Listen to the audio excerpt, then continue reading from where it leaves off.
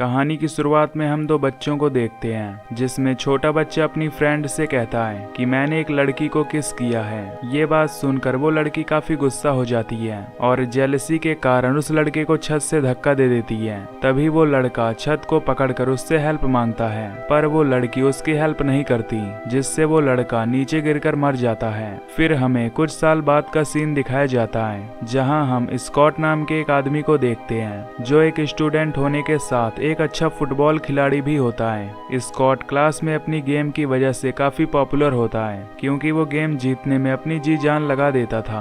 अब एक दिन गेम जीतने के बाद उसके फ्रेंड उसे एक पार्टी के लिए इनवाइट करते हैं। तभी वो अपनी दोस्त जूल से मिलता है, जो उसे बहुत पसंद करती है, पर वो कभी भी उसे अपने दिल की बात नहीं बता पाती थी। फिर जब ये दोनों एक दूसरे को किस करते हैं, तो इनकी क्लासमेट बेस इन्हें छिपकर देखती है, जो कि एक शर्मीली लड़की थी, लेकिन वो स्कॉट से बहुत प्यार करती थी, इसलिए उसने अपने रूम में स्कॉट की बहुत सारी फोटोज लगाई होती हैं। अब एक प्रैक्टिस रेस के दौरान स्कॉट नीचे गिर जाता है, जिससे उसके पैर में चोट लग जाती है, पर वो इस पर ज्यादा ध्यान नहीं देता और अपनी प्रैक्टिस जारी रखता है। इसके बाद स्कॉट अपने घर जाता है और अपने फादर के साथ चेस खेलने लगता है। तभी हमें पता चलता है कि उसके फादर अपने काम के सिलसिले से उस पर ज्यादा ध्यान नहीं देते थे, जिसकी वजह से स्कॉट उनसे नाराज रहता था। अगले दिन क्लास में स्कॉट एक आर्ट पेपर पर कुछ आर्ट बनाता है और उसे डस्टबिन में फेंक देता है। ये देख बेस उस आर्ट पेपर को उठा लेती है। दरअसल स्कॉट ड्राइंग करने में भी अच्छा था,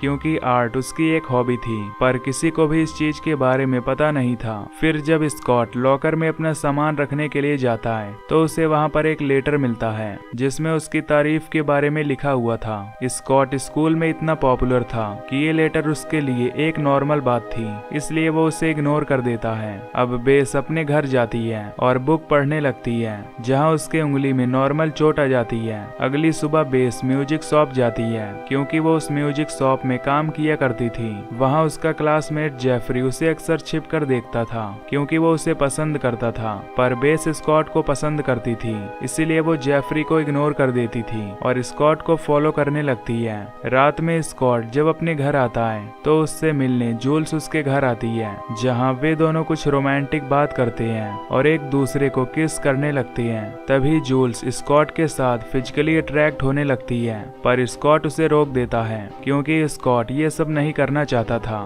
फिर जूल्स अपनी एक न्यूड फोटो क्लिक करके स्कॉट के पास सेंड कर देती है और यहाँ से चली जाती है। फिर जब जूल्स अपने घर पहुँचती है, तो हम देखते हैं कि कोई छिपकर उसका पीछा कर रहा है। इधर जेफरी बेस को इम्प्रेस करने की कोशिश करता है और उसे अपना पेन ड्राइव देता है, जिसमें कि उसका कुछ फेवरेट सॉन्ग था, पर बेस उस पर ध्यान नहीं देती, क्योंकि उसका जेफरी में थोड़ा भी इंटरेस्ट नहीं था। अब बेस घर के अंदर आती है और अपने लैपटॉप पर जूल्स की फेसबुक प्रोफाइल ओपन करती है, जहां उसे जूल्स और स्कॉट की कुछ फोटो दिखाई देती है। बेस इन फोटोज को ध्यान से देखती है, जिससे उसे जूल्स से जलन होने लगती है और वो स्कॉट से मिलने का फाइनली डिसीजन लेती है। इसके बाद बेस एक लेटर स्कॉट के घर छोड़ आती है, जिसमें उसने एक जगह और टाइम लिखा हुआ था। इधर स्कॉट एक्सरसाइज कर रहा होता है, तभी उस पर कोई नजर रखने लगता है, पर स्कॉट को इस बात का पता नहीं होता, इसलिए वो अपने घर चला जाता है। घर आने के बाद स्कॉट को बेस का लेटर मिलता है, जिसमें उसने बेस को एक जगह पर मिलने के लिए बुलाया था। इधर बेस उसी जगह पर जाती है जहां उसने स्कॉट को बुलाया हुआ था, लेकिन काफी देर वेट करने के बाद भी जब स्कॉट वहां नहीं आता, तो बेस बहुत दुखी होती है और अपने कपड़े निकालकर जला देती है। अगले दिन जब स्कॉट जॉगिंग कर रहा था, तो बेस उससे टकरा जाती है, जिससे ये दोनों एक दूसरे से पहली बार मिलते हैं। इस दौरान बेस स्कॉट से कुछ भी नहीं बोल पाती, क्योंकि उसे स्कॉट से बात करने में शर्म आ रही थी, जिसकी वजह से स्कॉट वहां से चला जाता है। अब घर आने के बाद बेस शीशे के सामने खड़ी होती है और स्कॉट को प्रपोज करने की प्रैक्टिस करने लगती है, लेकिन यहाँ भी वो अनकंफर्टेबल फील कर रही थी। तभी बेस फील करती है कि वो स्कॉट के साथ थिएटर जाएगी, जहाँ वो दोनों एक साथ बैठकर मूवी देखेंगे। पर रात में स्कॉट जूल्स के साथ थिएटर जाता है और मूवी देखने लगता है। फिर मूवी खत्म होने के बाद स्कॉट अपने घर आ जाता है। तभी कोई उसके ऊपर नजर रखने लगता है, लेकिन कुछ देर बाद वो वहाँ से चला जाता है। इधर बेस और जेफरी जंगल में जाते हैं, जहाँ जेफरी बेस से अपने दिल की बात शेयर करने लगता है, लेकिन बेस उसे ज्यादा भाव नहीं दे रही थी। तभी जेफरी उसे किस करने की कोशिश करता है, तो बेस उसे धक्का देकर लेकर वहाँ से चली जाती है। घर आने के बाद बेस स्कॉट और जूल्स की फोटो को एडिट करती है, जिसमें वो जूल्स की फोटो को हटाकर अपनी फोटो लगा देती है, जिससे उसे अच्छा फील होता है। दूसरी तरफ जूल्स स्कॉट को अपने घर बुलाती है, क्योंकि उसके विंडो पर किसी ने ही इज माइन यानी वो मेरा है लिखा था। ये देख स्कॉट को लग रहा था कि ये सब जूल्स ने ही लिखा होगा, इसलिए वो इसे मजाक में लेने लगता है, जिससे जूल्स गुस्सा होकर अंदर चली जाती है। अब एक कॉफी शॉप में स्कॉट की टीचर ब्राउन स्कॉट के साथ फ्लर्ट करती है। वहीं बेस ये सब देख रही थी। फिर जब स्कॉट वहाँ से जा रहा था तो बेस उससे कहती है कि मैं तुमसे प्यार करती हूँ, इसलिए मैंने तुम्हारा एक स्केच बनाया है। ये सुनकर स्कॉट को काफी गुस्सा आता है और वो बेस का स्केच फाड़ देता है, जिसे देख बेस का दिल टूट जाता है। दूसरी तरफ ब्राउन रनिंग करते हुए जंगल की तरफ जाती है, जहाँ कोई अनजान आदमी उस पर हमला कर देता है, जिससे ब्राउन घायल होकर नीचे गिर जाती है। इसके बाद वो आदमी स्कॉट के फोन से जूल्स की न्यूड फोटो वायरल कर देता है, जो जूल्स ने खुद स्कॉट को भेजा था। फिर जब स्कॉट को इस बात का पता चलता है तो उसका शक बेस पर जाता है, क्योंकि स्कॉट ने पिछली रात बेस को डांटा था। इसलिए स्कॉट बेस से पूछता है कि तुमने ब्राउन पर हमला क्यों किया। इस पर बेस उसे साफ मना कर देती है, जिससे स्कॉट गुस्से में उस पर चिल्लाने लगता है। तभी वहाँ जेफरी आकर स्कॉट को ऐसा करने से रोकता है, जिसकी वजह से स्कॉट का गुस्सा जेफरी पर निकल जाता है। इधर जूल्स अपनी फोटो को वायरल देखकर स्कॉट से नाराज होती है, तो स्कॉट उससे माफी मांगने के लिए जाता है, पर जूल्स उसकी एक भी नहीं सुनती और वहाँ से चली जाती है। अब एक पार्टी के दौरान जूल्स गुस्से में ज्यादा ड्रिंकिंग कर लेती है, जिससे उसे चक्कर आने लगता है और वो एक रूम में जाकर सो जाती है। तभी वहाँ वो अनजान आदमी आता है, जो जूल्स को मारने की कोशिश करता है, पर जूल्स किसी तरह बच जाती है और ये बात वो स्कॉट को बताती है, जिसे सुनकर स्कॉट को बेस पर शक होता है, क्योंकि उसे लग रहा था कि बेस ने जैसे ब्राउन को मारने की कोशिश की थी, हो सकता हो उसी ने जूल्स पर भी अटैक किया होगा। इसलिए स्कॉट जूल्स को पुलिस स्टेशन जाकर कंप्लेन लिखवाने के लिए बोलता है, जिस पर जूल्स कहती है कि उस समय उसने ड्रिंक कर रखा था, जिसकी वजह से पुलिस उसकी कंप्लेन नहीं लिखेगी। इसके बाद स्कॉट जूल्स को उसके घर छोड़ देता है और खुद अपने घर जाने लगता है। तभी रास्ते में स्कॉट की गाड़ी एक साइकिल से टकरा जाती है। फिर जब स्कॉट चेक करता है तो वो बेस की कोवर्कर एंडी होती है, जो अपने साइकिल से घर जा रही थी। इस दौरान एंडी के पैर में काफी चोट आ जाती है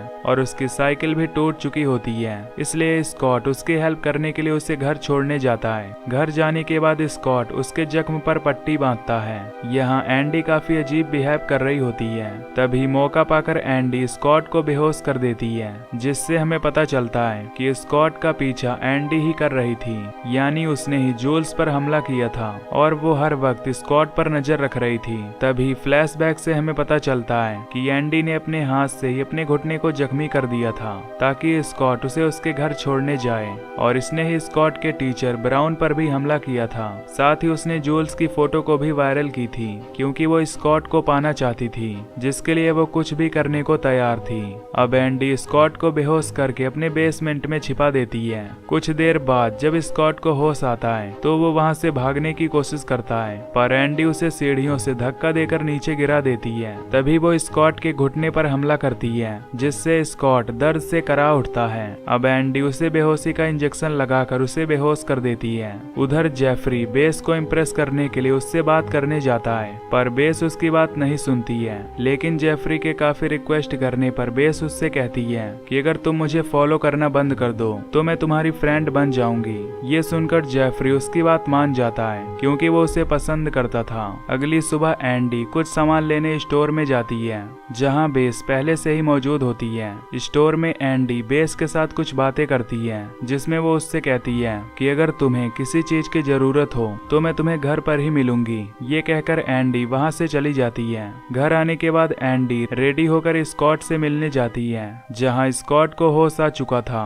तभी एंडी के घर उसका बॉस डेविड आता है, जो एंडी को पसंद करता था, इसलिए वो उसके साथ शादी करना चाहता था। पर एंडी का डेविड के लिए कोई फीलिंग नहीं था, जिससे वो उसके पेट में चाकू घुसाकर उसे जान से मार देती है। फिर वो खून लगा हुआ चाकू लेकर स्कॉट के पास जाती है और उसे अपनी ड्राइंग बनाने के लिए कहती है, पर स्कॉट मना कर देता है और दोबारा से वहाँ से भागने की कोशिश करता है, लेकिन वो वहाँ से भाग नहीं पाता।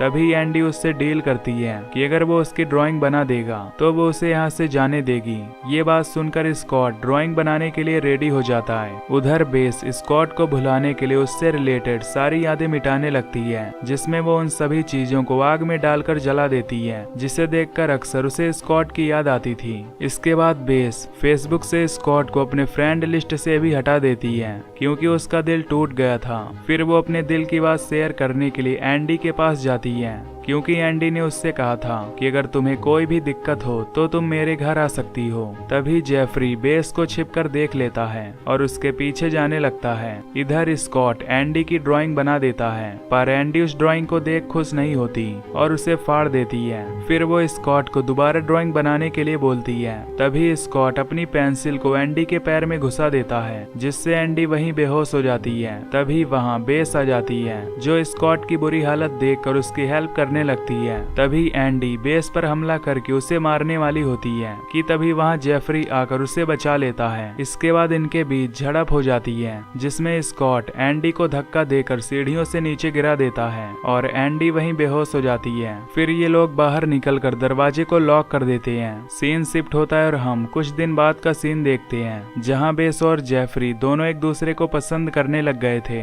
दूसरी तरफ स्कॉट और जूल्स भी रिलेशनशिप में रहने लगते हैं। अब जख्मी टांग की वजह से स्कॉट फुटबॉल नहीं खेल पाता, पर उसका आर्ट हॉबी था, इसलिए वो एक आर्ट स्कूल में अप्लाई कर देता है। इधर एंडी से मिलने उसका वकील आता है, जो उसे उसके द्वारा मारे गए लोगों की रिपोर्ट दिखाता है। तभी हमें पता चलता है कि मूवी की शुरुआत में जिस लड़की ने जेलसी के कारण छोटे बच्चे को छत से नीचे गिराया था, वो कोई और नहीं बल्कि एंडी ही थी। दरअसल एंडी साइको होने के कारण काफी जिद्दी थी, जिससे उसे जो चीज भी पसंद आती है वो उसे हासिल करने के लिए अपनी जान भी देने को तैयार थी, जिसकी वजह से एंडी लास्ट में जेल के अंदर बंद हो जाती है। और इसी के साथ ये मूवी यहीं पर एंड हो जाती है।